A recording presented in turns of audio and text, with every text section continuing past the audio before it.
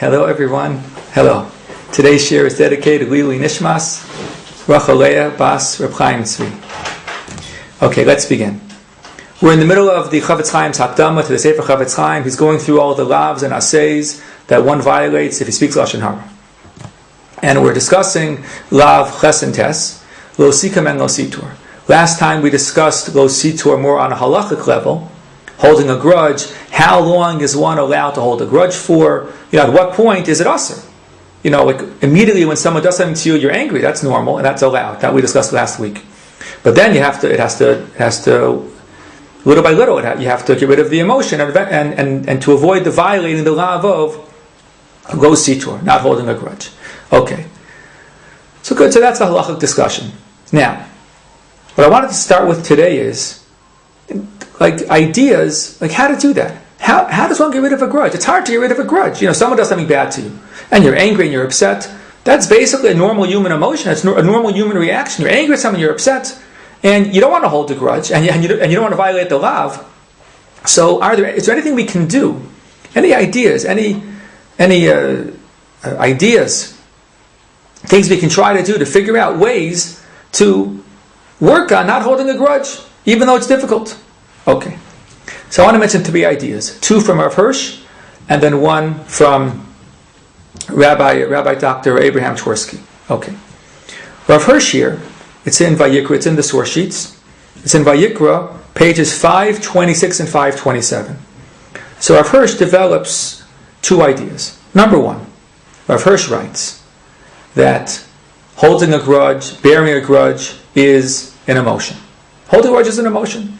And yes, we have to understand that just like the Torah demands of us, from Hashem demands of us, obedience and devotion in actions, Hashem also demands obedience and devotion in emotions.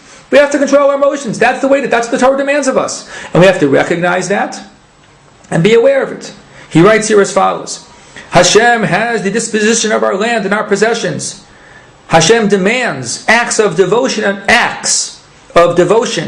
and loyalty to Him, to the benefit of our fellow men. He has also reserved to Himself the disposition of our feelings.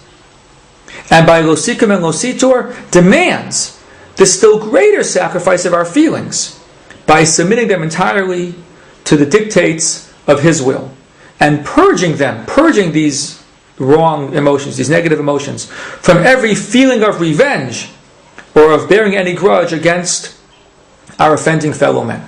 We have to understand the Torah demands of us our emotions as well. It's not just actions, also how we think, how we feel about things. Lo sachmod is a classic example. Lo sachmod is one of the aseres dibros. We shouldn't desire somebody else's item, somebody else's object. A person has a beautiful car. I want that car. What can I do to get that car? And I plan how to convince my friend to sell me his car, and I'm overcome with this desire to get somebody else's car. That's lo sachmod. You're not allowed. And being jealous is sort of normal. Okay, yeah, but you get allowed to do that. The Torah says no.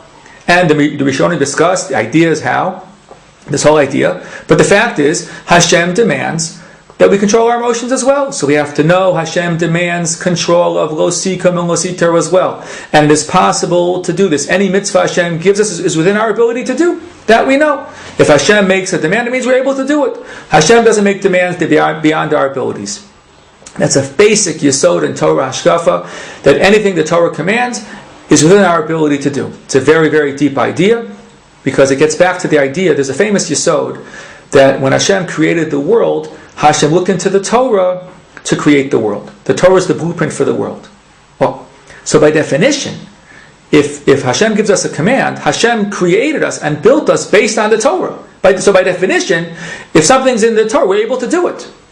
It's like the Torah, I saw this mashal of Ari Kaplan's writings. The Torah is like a computer program, and then there's the printout. So by definition, if there's a printout, it came from that computer program. I mean, it somehow it fits. And you have to figure out how it fits. It might be complicated, but it fits somehow. So Hashem created us from the Torah. So by definition, our lives can fit with the Torah. So if Hashem says, control your emotions, we're able to control our emotions. Work hard and you can do it. That's point number 1. Recognize it's a mitzvah, and we're able to do it. Point number 2, Rav Hirsch says, is focus on and think about tremendous schar, the tremendous reward we get for working on this emotion and try not to hold a grudge.